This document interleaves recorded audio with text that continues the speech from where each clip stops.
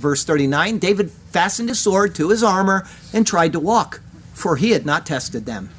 The garments, coat of mail, helmet, and sword would have come to a substantial amount of weight. And more, they would take time to get used to.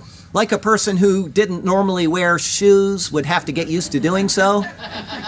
In David's case, he had not been conditioned or trained in their use, and they only made it more difficult for him. He found this out in his attempt to test them. It didn't work. Therefore, verse 39 continues, and David said to Saul, I cannot walk with these, for I've not tested them. So David took them off.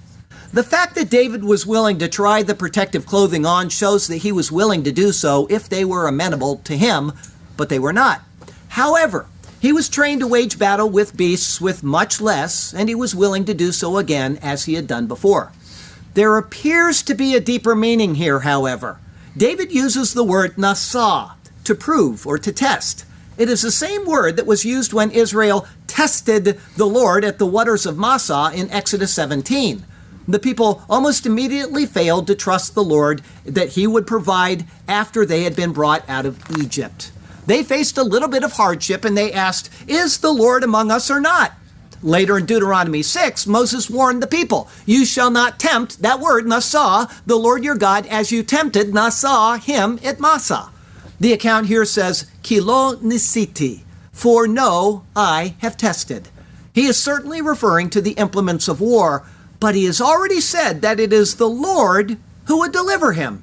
It appears that this word is being used to show that David will not test the Lord by wearing implements of warfare that he had not brought with him, and because he has said that the Lord would deliver him.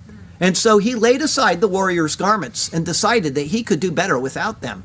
In this, we see a veiled picture of works versus faith. Man's efforts, seen in the making and wearing of the implements of battle, are set in opposition to David's faith. For this greatest of all battles, he rejects the garments of man's work and simply walks out to the battle in faith of the Lord's provision.